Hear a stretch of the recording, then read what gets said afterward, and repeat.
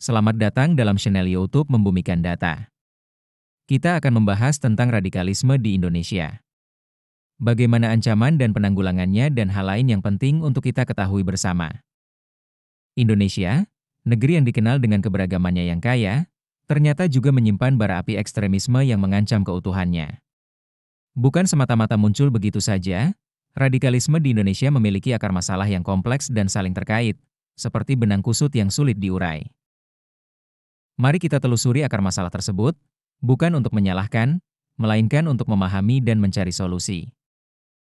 Yang pertama, kita akan bahas apa itu pengertian radikalisme. Radikalisme, secara sederhana, adalah paham atau ideologi yang menginginkan perubahan sistem secara drastis dan cepat, seringkali dengan cara kekerasan atau paksaan. Namun, penting untuk membedakan radikalisme dengan terorisme. Radikalisme bisa berupa ideologi, sedangkan terorisme merupakan tindakan kekerasan yang dilakukan untuk mencapai tujuan politik. Indonesia, dengan keberagamannya, rentan terhadap berbagai bentuk radikalisme. Beberapa contoh yang sudah pernah terjadi antara lain.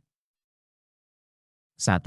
Ekstremisme agama, yaitu kelompok-kelompok yang menggunakan interpretasi agama yang sempit dan ekstrim untuk membenarkan kekerasan dan intoleransi. Mereka seringkali menargetkan kelompok minoritas atau mereka yang dianggap berbeda pandangan. Contohnya adalah beberapa kelompok yang terlibat dalam aksi terorisme dengan dalih agama. 2. Gerakan separatis, yaitu kelompok yang menginginkan pemisahan diri dari Indonesia, seringkali menggunakan kekerasan untuk mencapai tujuannya. 3. Radikalisme politik, yaitu kelompok yang menggunakan cara-cara ekstrim untuk mencapai tujuan politik, termasuk penggunaan kekerasan dan intimidasi. Ini dapat berupa gerakan yang menentang pemerintah atau kelompok yang menggunakan kekerasan untuk mempengaruhi kebijakan politik. Contohnya adalah beberapa aksi demonstrasi yang berujung pada kekerasan. Penting untuk dicatat bahwa radikalisme dapat muncul dalam berbagai bentuk dan konteks.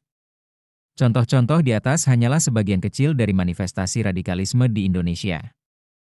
Sebab, radikalisme di Indonesia merupakan fenomena kompleks yang disebabkan oleh berbagai faktor saling berkaitan. Tidak ada satu penyebab tunggal, melainkan perpaduan faktor internal dan eksternal yang menciptakan lingkungan yang kondusif bagi berkembangnya paham-paham radikal. Ada dua faktor besar yang menyebabkannya, yaitu faktor internal dan faktor eksternal. Kita akan bahas faktor internal terlebih dahulu, antara lain.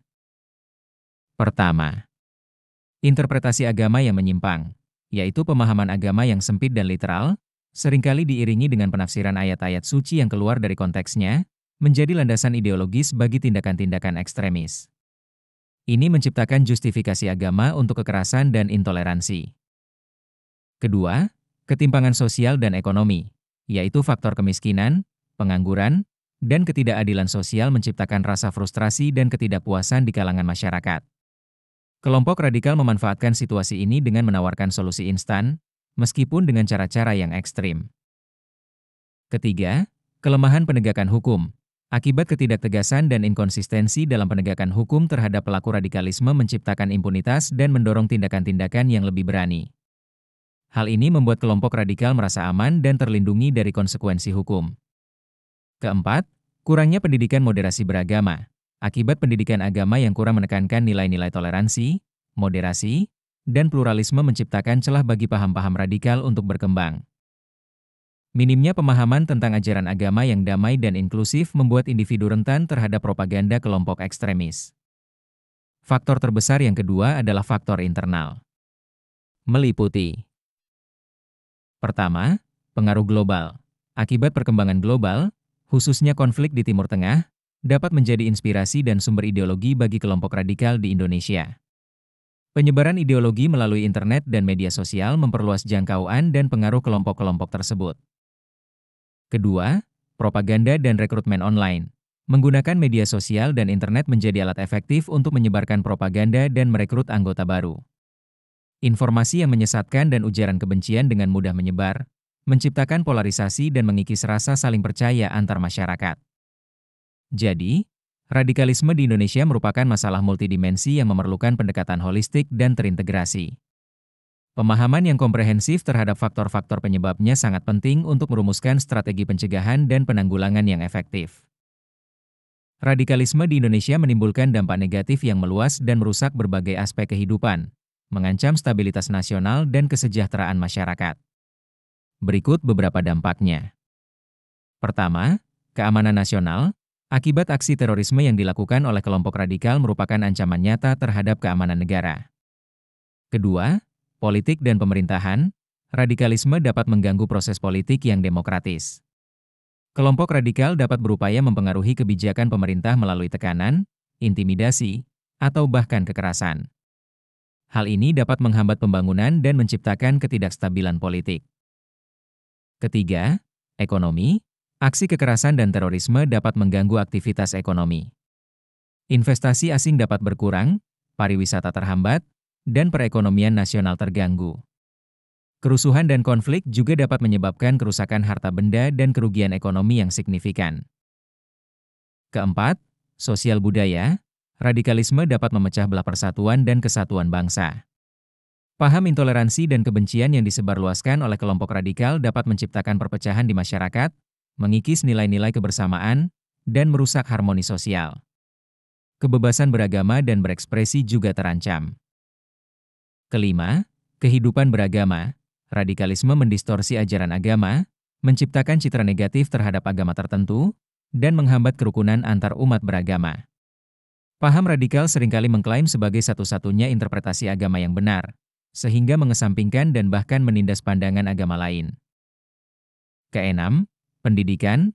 Radikalisme dapat mengganggu proses pendidikan. Lembaga pendidikan dapat menjadi sasaran serangan atau propaganda kelompok radikal. Paham radikal juga dapat mempengaruhi kurikulum pendidikan dan menciptakan generasi yang intoleran dan anti-pluralisme. Ketujuh, hak asasi manusia. HAM kelompok radikal seringkali melakukan pelanggaran HAM, seperti pembunuhan, penculikan, penyiksaan, dan intimidasi. Korbannya seringkali berasal dari kelompok minoritas atau mereka yang dianggap berbeda pandangan. Penanggulangan radikalisme di Indonesia membutuhkan pendekatan multifaceted yang melibatkan berbagai sektor dan strategi. Tidak ada satu solusi tunggal, melainkan kombinasi upaya yang saling mendukung. Upaya pencegahan yang dapat dikerjakan antara lain. Pertama, melalui pendidikan moderasi beragama, pendidikan agama yang menekankan nilai-nilai toleransi, pluralisme, dan moderasi sangat krusial. Kurikulum pendidikan formal dan informal harus dikaji ulang untuk memastikan pemahaman agama yang inklusif dan anti kekerasan. Program-program edukasi masyarakat juga perlu ditingkatkan untuk melawan misinterpretasi ajaran agama yang digunakan untuk membenarkan kekerasan. Kedua, melalui penguatan peran keluarga dan masyarakat, keluarga dan masyarakat memiliki peran penting dalam membentuk karakter dan nilai-nilai individu. Pendidikan karakter yang kuat sejak dini dapat mencegah individu terpapar paham radikal. Peningkatan kesadaran masyarakat tentang bahaya radikalisme juga perlu dilakukan melalui kampanye dan sosialisasi. Ketiga, melalui pemantauan media sosial, pemantauan dan regulasi yang efektif terhadap konten radikal di media sosial sangat penting. Kerjasama antara pemerintah, platform media sosial, dan masyarakat sipil dibutuhkan untuk mendeteksi dan menghapus konten-konten yang mempromosikan kekerasan dan intoleransi. Selain upaya pencegahan, harus dibarengi dengan tindakan. Tindakan yang dapat dilakukan antara lain. Pertama, penegakan hukum yang tegas dan konsisten. Penegakan hukum yang tegas dan konsisten terhadap pelaku radikalisme sangat penting untuk memberikan efek jera dan mencegah tindakan-tindakan serupa di masa mendatang. Proses hukum harus transparan dan adil, memastikan hak-hak asasi manusia tetap terjaga. Kedua, deradikalisasi. Program deradikalisasi bertujuan untuk membantu individu yang telah terpapar paham radikal untuk kembali ke kehidupan normal dan meninggalkan ideologi ekstrim. Program ini harus bersifat rehabilitatif dan menekankan pada reintegrasi sosial. Selanjutnya, upaya pencegahan lain yang dapat dikerjakan adalah membuat program pembinaan dan reintegrasi sosial. Yaitu setelah menjalani proses hukum, para mantan teroris perlu dibina dan dibantu untuk kembali berintegrasi ke dalam masyarakat. Program rehabilitasi dan reintegrasi sosial yang efektif dapat membantu mereka untuk meninggalkan ideologi radikal dan menjadi warga negara yang produktif. Selanjutnya, koordinasi antar lembaga. Penanggulangan radikalisme membutuhkan kerjasama yang erat antar lembaga pemerintah, lembaga keagamaan, organisasi masyarakat sipil, dan masyarakat luas. Koordinasi yang baik dapat memastikan efektivitas upaya pencegahan dan penindakan. Jadi, upaya penanggulangan radikalisme di Indonesia memerlukan pendekatan yang komprehensif dan berkelanjutan. Komitmen dari semua pihak, baik pemerintah, masyarakat, maupun individu, sangat penting untuk menciptakan masyarakat yang aman, damai, dan toleran. Setelah mengetahui penjelasan tadi, menurutmu, jawaban mana yang akan menjadi pilihanmu atas pertanyaan berikut? Tetangga Anda yang berbeda agama sering menggelar acara peribadatan yang suaranya cukup keras pada malam hari sehingga mengganggu penghuni rumah yang ada di sekitarnya. Apa yang akan Anda lakukan? A. Membubarkannya. B. Meneriakinya agar diam. C. Mengingatkan secara langsung dengan keras agar tidak berisik. D. Mengajaknya berdiskusi untuk mencari solusi. Membahasnya dalam musyawarah RT yang melibatkannya. Silahkan jawab dan berikan alasanmu memilih jawaban tersebut.